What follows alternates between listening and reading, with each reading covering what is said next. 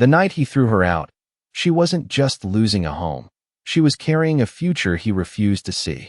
The crystal chandeliers of the Pierce Foundation Gala shimmered like distant stars, casting fractured light across the polished marble floors as Naomi Carter stood at the center of it all, her black silk dress flowing like quiet power around her, her posture poised, her expression calm, the kind of calm that came not from peace, but from surviving storms no one else could see.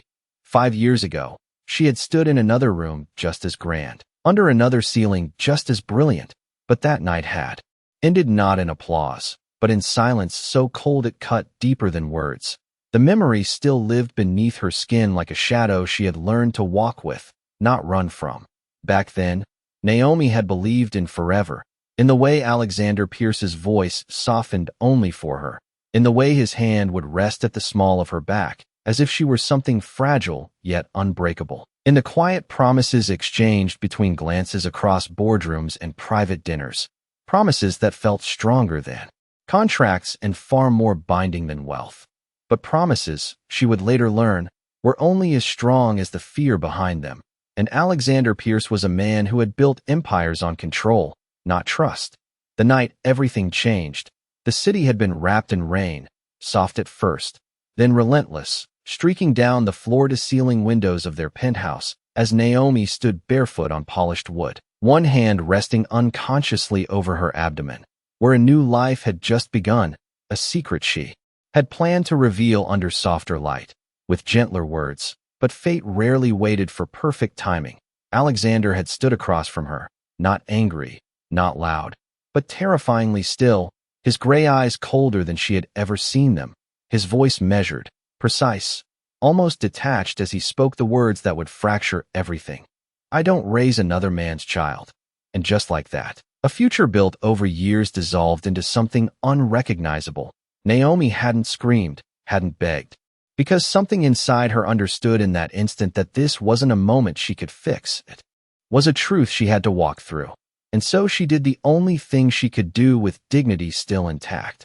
She left. The elevator ride down from the penthouse felt longer than it should have, each second stretching, echoing, until the doors opened to a world that no longer recognized her.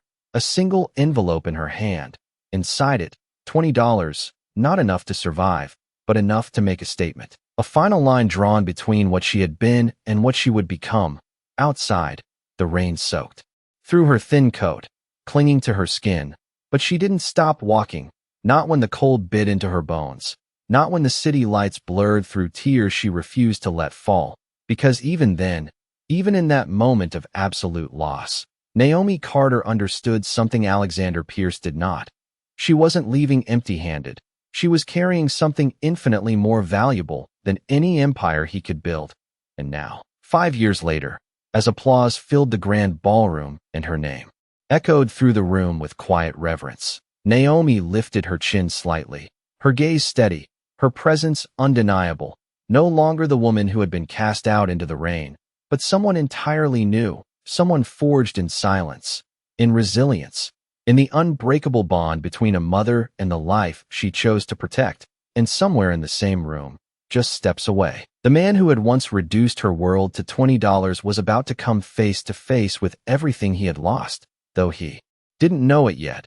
Not until a single glance, a single heartbeat, would change the course of his life forever.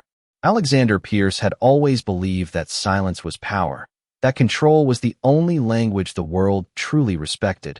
And as he stood near the grand staircase of the ballroom, his tailored charcoal suit flawless, his presence commanding without effort, he felt that familiar sense of dominance settle over him, the same feeling that had carried him through boardrooms across London and Paris, through acquisitions that reshaped entire industries, through years of proving that nothing and no one could destabilize him. Yet tonight, something felt off, a subtle shift in the air he could not quite name, as if the past he had carefully sealed away had found a way to breathe again. The applause had not been for him, and that alone was enough to draw his attention, his gaze moving across the room until it landed on her, and for a fraction of a second, time seemed to hesitate. Naomi Carter stood beneath the soft golden lights, her black dress absorbing the glow instead of reflecting it, her presence not loud but undeniable. the kind of presence that did not demand attention but claimed it effortlessly. And there was something in the way she held herself, something precise and unshaken, that stirred a memory he had long convinced himself did not matter. He did not recognize her immediately, not fully, but something about her steadiness unsettled him in a way no competitor ever had. He took a slow step forward, then another, drawn not by curiosity alone but by a faint, almost unwelcome pull, as though his instincts were trying to tell him a story his mind refused to hear. Across the room, Naomi felt it before she saw him, that quiet shift in energy, that unmistakable awareness that comes when the past walks into the present uninvited. And yet she did not turn right away, because 5 years had taught her that timing was everything. That power was not in reaction, but in control. When she finally lifted her gaze, their eyes met, and in that instant, everything that had once existed between them passed silently through the space that separated them, not as pain, not as longing, but as something far more dangerous, recognition. Alexander's expression did not change, not at first, but there was a tightening at the edge of his jaw, a flicker in his eyes that betrayed the smallest fracture in his composure. Because even without placing her fully, he knew this was not a coincidence, not a stranger, but a question he had never answered.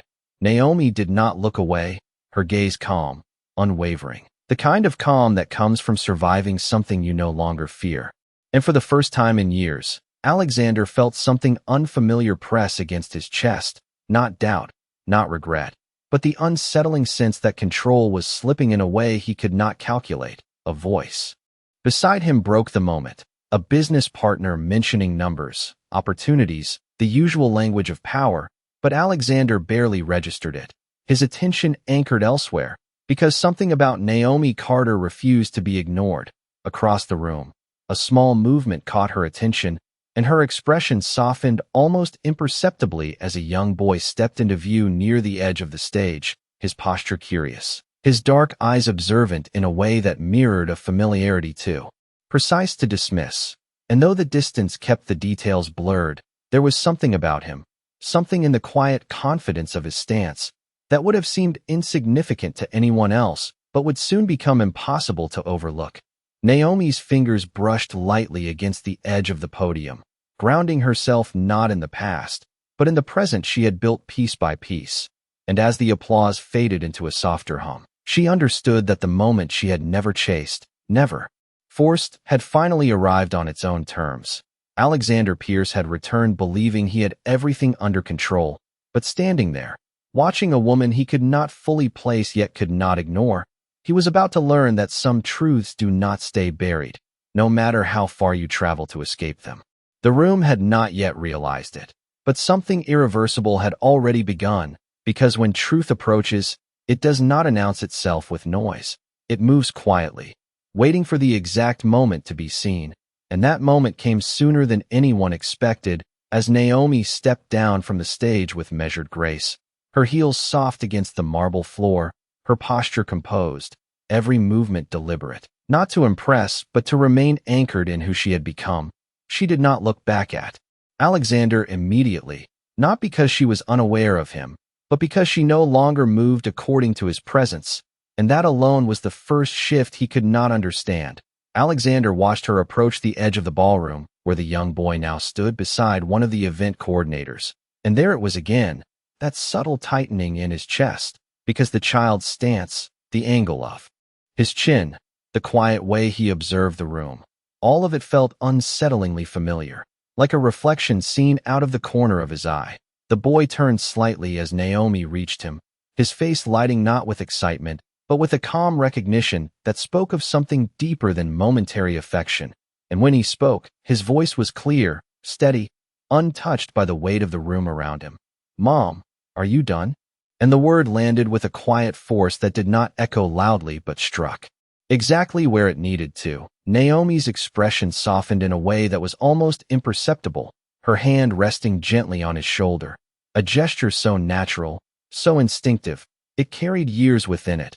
And for a second, everything else faded, the lights, the conversations, the power dynamics that filled the room, leaving only that connection, simple and unshakable, across the floor. Alexander felt something shift again, stronger this time, no longer subtle, no longer ignorable, because the word lingered in his mind, repeating with a clarity that disrupted his usual precision, and without fully deciding to, he began to move toward them, each step slower than the last, as if his body understood the weight of what his mind had yet to accept. Naomi sensed him before he arrived, the air around her changing in a way she remembered too well. But this time, she did not brace herself, she did not retreat. She simply stood where she was, grounded, steady, her hands still resting on her son's shoulder as if to say without words that this was her world now, and no one could remove her from it. Alexander stopped just a few feet away, close enough to see clearly, close enough to notice the details he could no longer dismiss, the shape of the boy's eyes, the quiet intelligence behind them, the way his presence did not seek approval yet commanded it naturally. And something deep within him responded before logic could intervene, a recognition that was not learned but inherent. His voice, when it came, was controlled, but there was an edge beneath it, something unfamiliar. "Is he yours?" And the question sounded insufficient the moment it left his lips, because it did not capture what he was truly asking, what he was beginning to fear. Naomi met his gaze fully now, her expression calm, unguarded, not defensive, because she no longer needed to defend anything. And for a moment, she said nothing, allowing the silence to settle, to stretch, to make space for understanding that words could not force. Then, with quiet clarity, she answered, "Yes." And nothing more, no explanation, no elaboration. Because the truth did not need decoration, the boy looked between them, curious but not confused, as if he sensed the gravity of the moment without fully understanding it. And in that brief pause, Alexander felt something fracture within his carefully constructed certainty, because for the first time in years, there was something in front of him he could not control, could not rewrite, could not dismiss as irrelevant. And as his gaze lingered on the child, the resemblance no longer subtle but undeniable, a realization began to form, slow but unstoppable, like dawn-breaking weather. One is ready for it or not. And in that moment, Alexander Pierce understood that the past he had walked away from had not disappeared. It had been growing, waiting, and now it stood before him, breathing, watching, and impossible to ignore. There are moments when silence becomes louder than any confession, and as the distance between them closed, that silence wrapped around Alexander with a weight he could not ignore, because the answer she gave was simple, but the implications were anything but. His gaze remained fixed on the boy, studying him now with a focus that bordered on urgency, as if every detail mattered, as if something vital depended on what he was beginning to see. And the more he looked, the more the resemblance refused to stay hidden, not just in appearance but in presence, in the quiet confidence that did not seek approval, in the stillness that felt almost inherited rather than learned. The boy met his gaze without hesitation, not intimidated, not impressed, just curious, and that alone unsettled Alexander more than any confrontation ever had, because power usually shifted a room, but here, it did not move this child at all. Naomi felt the shift in him, subtle but undeniable, the beginning of something breaking beneath the surface. And yet she did not intervene, she did not rush to explain, because she understood something he was only now beginning to learn, that truth has its own timing, and once it begins to reveal itself, it cannot be stopped. Alexander finally spoke again, his voice quieter now, less certain than before. "How old is he?" And the question carried more weight than the words themselves, because it was no longer curiosity, it was calculation, a timeline forming whether he wanted it to or not. Naomi answered without hesitation, her tone steady. 5. And the number settled between them like a key turning in a lock, precise, unavoidable, aligning perfectly with a past he had tried to dismiss. For a brief moment, Alexander said nothing, because there are realizations that do not arrive gently. They arrive with clarity so sharp it leaves no room for denial. And in that moment, the controlled world he had built around himself began to shift in ways he could not manage. The memory returned uninvited, the rain against the windows, the envelope in his hand, the cold certainty in his voice when he had made a decision he believed was final. And now that same decision stood before him, not as a memory, but as a living consequence he could not rewrite. His eyes moved from Naomi back to the boy, slower this time, more deliberate, as if seeing him fully required effort, and when he spoke again, there was something different beneath his words, something that had not been there before. "What is his name?" And for the first time, the question felt less like control and more like something closer to need. Naomi's hand rested lightly against the boy's shoulder again, not protective, not defensive, simply present, and when she answered, her voice carried a quiet strength that did not waver. "Noah," she said, and the name seemed to settle into the space between them, simple yet profound, carrying years of meaning he had not been part of.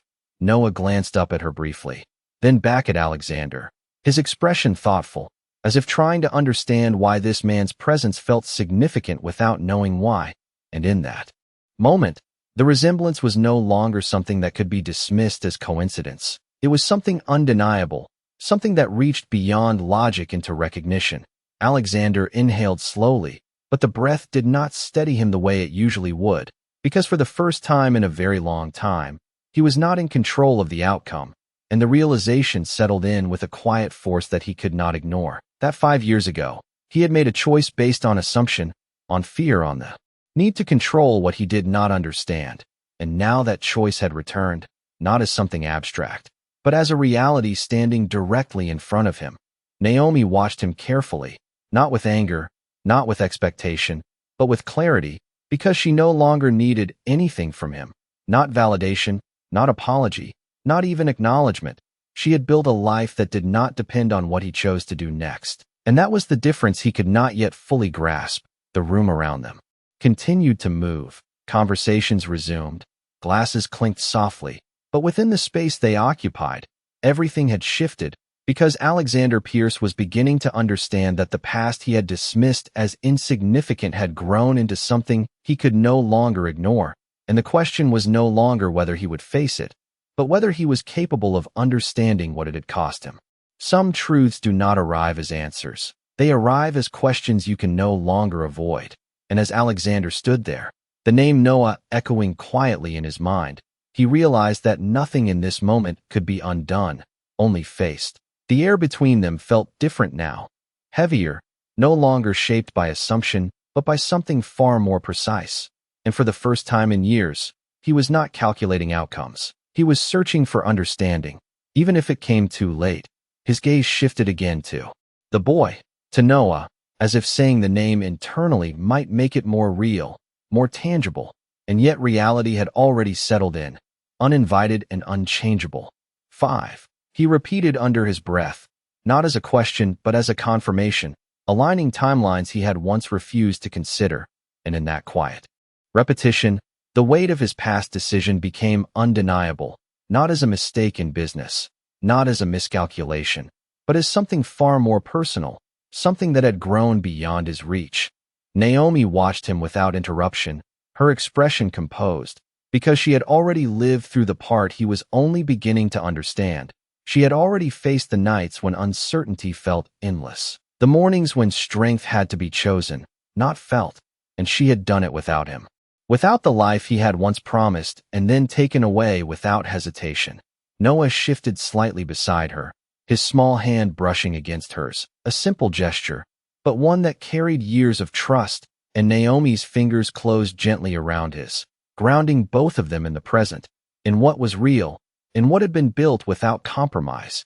Alexander noticed that gesture, and something about it struck deeper than anything else, because it was effortless, natural, not something created for appearance, but something earned through time, and he understood, perhaps for the first time, that there were years he could never reclaim, moments he had not witnessed, first words he had not heard, first steps he had not seen, and no amount of power could reconstruct what had already passed. "Why did you not tell me?"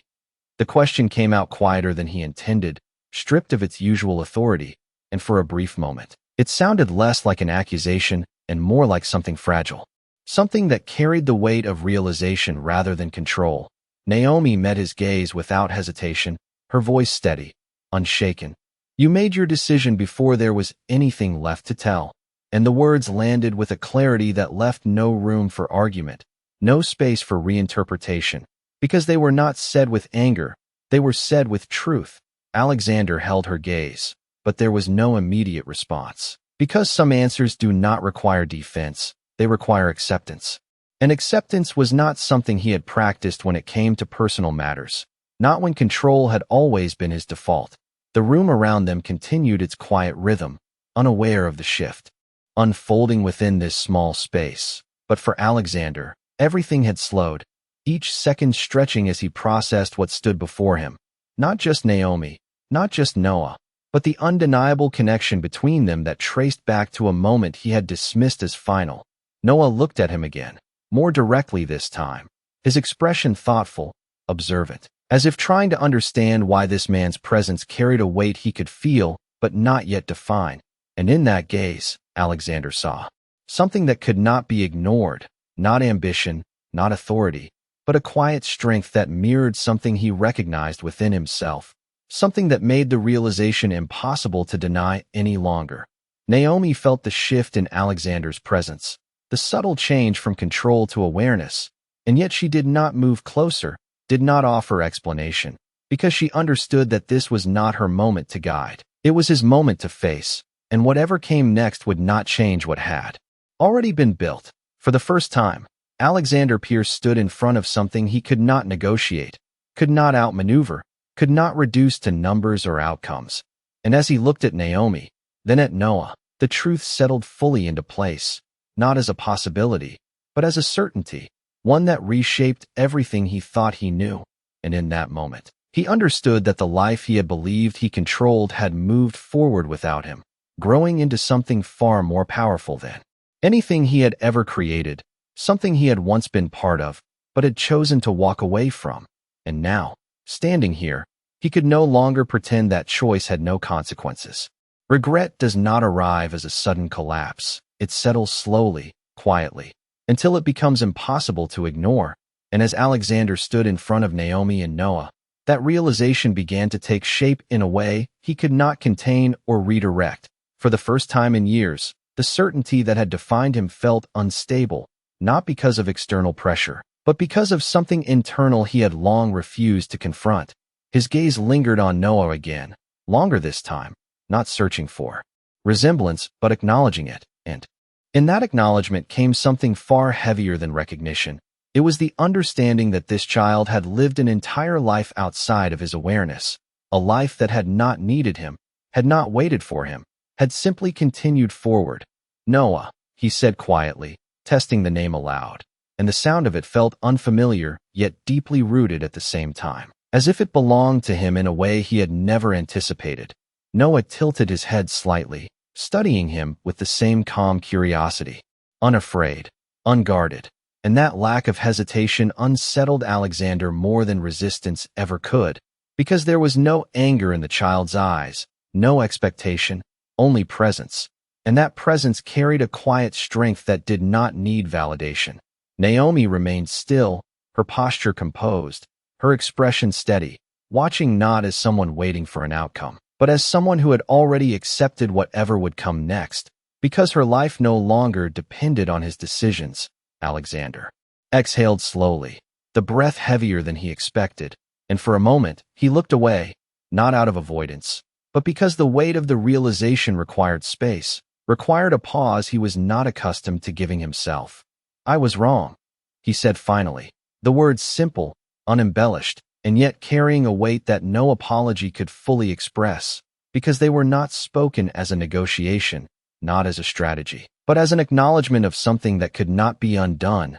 Naomi heard the words, but her expression did not shift, not out of indifference, but because she understood that acknowledgement did not erase history. It did not rewrite the years that had passed. It did not change the nights she had faced alone or the mornings she had rebuilt from nothing. "Yes," she replied, her voice calm, not harsh, not forgiving, simply stating a truth that no longer required emotion to validate it. The simplicity of her response lingered, and for a moment, Alexander felt the full extent of what that word carried, not just agreement, but closure on a chapter he had once believed he controlled. He stepped back slightly, not retreating, but adjusting, as if trying to understand his place in a reality that had shifted without his permission. I should have been there, he added. And this time, there was something beneath the words, something that carried the weight of lost time, of missed moments that could never be recovered. Naomi's gaze softened just slightly, not with sympathy, but with clarity, because she understood what he was beginning to feel, but she also understood something he was only starting to grasp. That presence is not something that can be claimed after. Absence, it is something that must be lived, day by day, choice by choice. Noah shifted closer to her side, his hand still in hers, and for a brief moment, his eyes moved between them again, sensing the shift without fully understanding it, and yet remaining grounded, as if he had already learned that stability did not come from others, but from within. Alexander noticed that, the quiet confidence, the absence of need, and it struck him more deeply than anything else, because it meant that the space he might have once filled had been filled by something else, something stronger, something built without him. The room continued to move around them, conversations resuming, music soft in the background, but within this space, everything had slowed to something more deliberate, more real. Naomi adjusted her posture slightly, her hand still resting on Noah's shoulder, and without raising her voice, without shifting her tone, she spoke again. We are not something you can return to. And the words were not spoken with bitterness. They were spoken with certainty, the kind that comes from rebuilding a life that no longer looks back for permission. Alexander held her gaze, and for the first time, he did not respond immediately, because there was nothing to counter, nothing to negotiate, only a truth he could either accept or resist. And as he stood there, facing the life he had once dismissed, he understood that acceptance would not be the end of his journey, it would only be the beginning of something far more difficult, something he had never had to earn before. Not every apology is meant to be accepted, and not every realization arrives in time to change what has already been built. And as Naomi's words settled between them, clear and unshaken, Alexander felt something shift deeper than before, because for the first time, he understood that this was not a moment he could fix. It was a reality he had to face without expectation. He looked at Noah again, not with uncertainty this time, but with a quiet awareness that carried both recognition and distance, because the bond he was only beginning to acknowledge had already been formed without him, shaped by years he had not witnessed, by moments he had not earned. I am not asking to return, he said slowly, his voice steady but stripped of its usual authority. I am asking for a chance to understand. And the difference in those words was subtle, but intentional, because for the first time, he was not trying to reclaim control, he was trying to find a place within something that already existed. Naomi studied him carefully, not searching for sincerity, because she no longer needed to question what he meant, but measuring something else entirely, consistency, the kind that cannot be proven in a moment, only over time. And for now, she gave no immediate answer, because silence, she had learned, was often the most honest response. Noah shifted slightly beside her, his attention now fully on Alexander, his curiosity no longer passive, but engaged, as if he sensed that this man's presence carried meaning beyond what had been explained.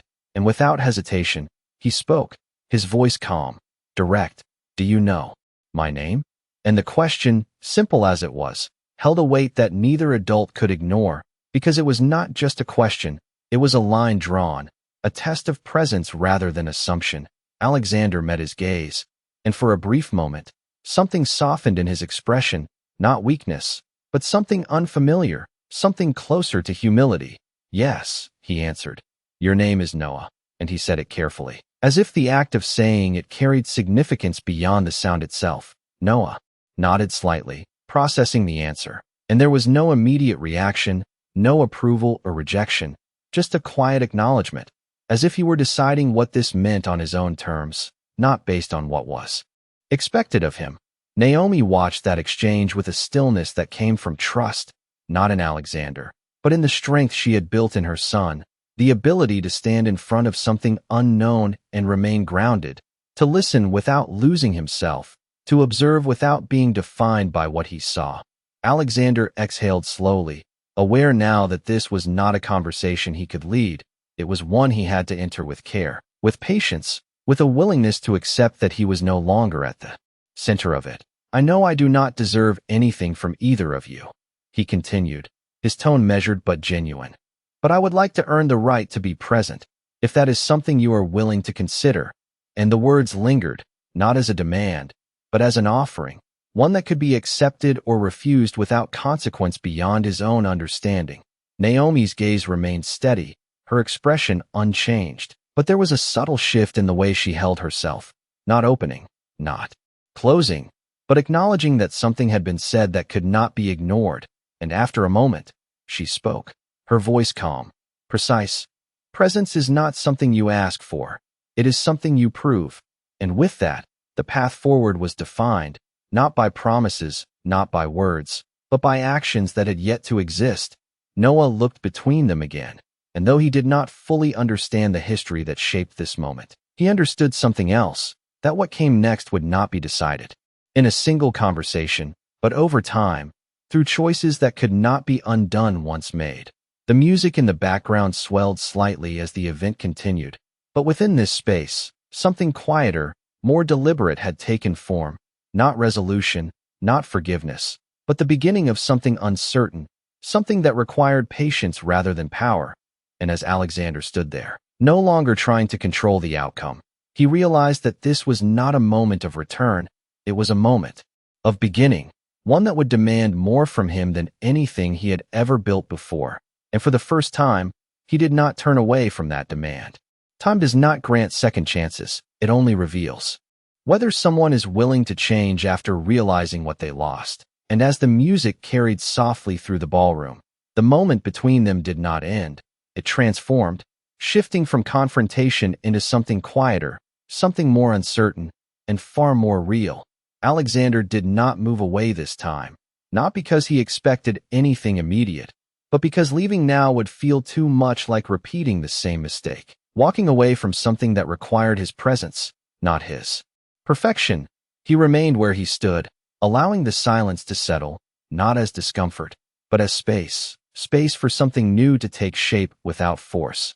Naomi noticed that the absence of urgency, the lack of pressure, and though she did not acknowledge it outwardly, she recognized the difference, because the man she had once known would have filled the silence with certainty, with decisions made too quickly, too confidently. And this version of him was different, not complete, not redeemed, but aware in a way he had never been before.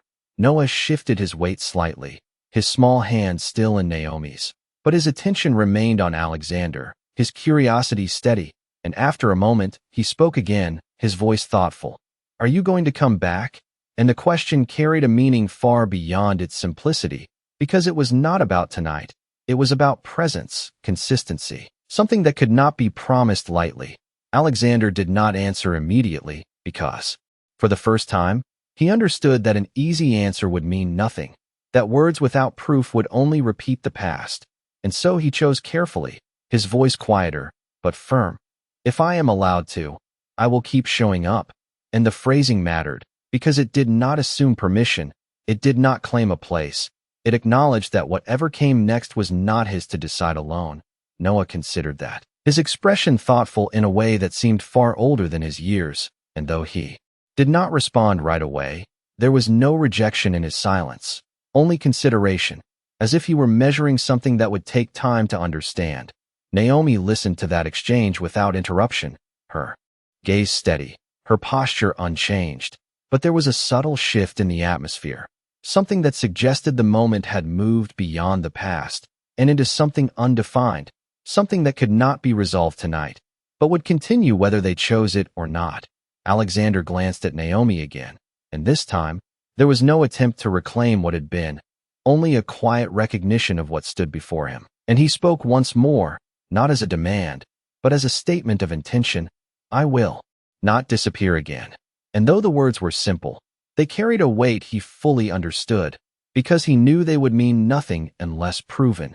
Naomi held his gaze for a moment longer, and though her expression remained composed, there was clarity in her eyes, not acceptance, not rejection, but something more measured, something that left room for action rather than assumption, and she gave the smallest nod, not as agreement, but as acknowledgement, as if to say that the path had been defined, and it was his to walk or abandon.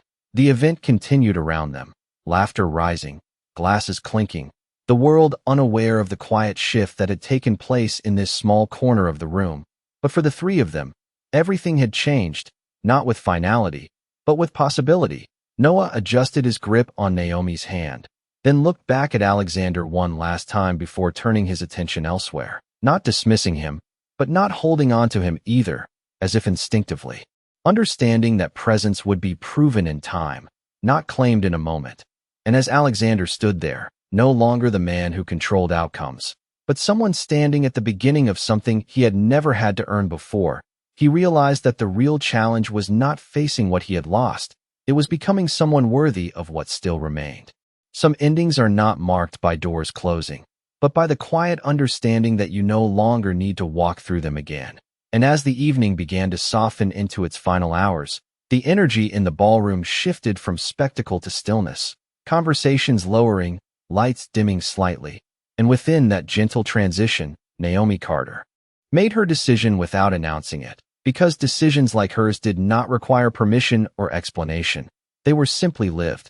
She adjusted her grip on Noah's hand, her touch steady, grounding, and with one last glance around the room, not searching, not hesitating, she turned away from the center of it all, stepping toward the exit with a calm that carried more power than any recognition she had received that night. Noah followed beside her without question, his small steps matching her pace, his presence quiet but certain, as if he had always known that wherever she led, that was where he belonged. Behind them, Alexander remained where he stood for a moment longer, watching, not with the urgency he might have once felt, but with a clarity that did not rush what could not be forced, because for the first time, he understood that chasing would only repeat the past, and presence required patience, not pursuit. As Naomi reached the grand doors, she paused just briefly, not to look back, but to allow a breath, a moment that marked the space between what had been and what would continue. And in that breath, there was no regret, no hesitation, only a quiet acknowledgement of the life she had built without compromise. Alexander moved then, not quickly, not calling out, but with purpose, closing the distance just enough to be heard without disrupting the stillness that surrounded her. And when he spoke, his voice carried none of the authority that had once defined him. Only something steadier, something earned in the moments before. Naomi, he said, and her name, spoken without control, without expectation, felt different, as if it belonged to her in a way he had never truly understood before. She turned slightly, not fully, just enough to acknowledge his presence, her expression composed, her eyes clear, and for a moment, they stood there, not as they once were, not as strangers, but as something entirely new, defined not by what had been lost, but by what remained untouched. Alexander met her gaze, and though there were countless things he could have said, explanations, apologies, promises, he understood that none of them would matter now, not in this moment, not without time to give them meaning. And so he chose the only truth that could exist without condition. I will be there, he said quietly, not asking, not insisting, simply stating what he intended to prove. Naomi held his gaze for a second longer, measuring not the words, but the weight behind them, and then she gave a small, almost imperceptible nod, not acceptance, not forgiveness, but recognition. Recognition that something had shifted, and that what came next would not be decided in a single night. Noah looked up at Alexander one last time, his expression thoughtful, and though he did not fully understand the history that connected them, he understood enough to carry no fear, no expectation, only the openness of a child who had been raised in truth rather than illusion. Naomi turned then, fully this time, and walked forward, her silhouette moving through the soft glow of the exit lights, steady, unhurried, unbroken, and Noah's hand remained in hers, small but strong, a reminder of everything that had been built without compromise. Alexander did not follow immediately, because he knew that following now would mean nothing, but he did not turn away either, and as the doors closed quietly behind them, he remained where he was, not as a man who had lost everything, but as someone who had finally understood what mattered, and for the first time in his life. He did not look for a way to control the outcome. He looked for a way to earn it, knowing that the Path ahead would not be defined by power, but by presence, not by words, but by actions. And as the lights dimmed and the room slowly emptied, Alexander Pierce stood alone, not in defeat, but at the beginning of something far more difficult, something that required him to become the kind of man he had never needed to be before. And somewhere beyond those doors, Naomi Carter walked forward with her son, not looking back, because she no longer needed to. Her story no longer defined by what she had lost, but by everything she had chosen to become.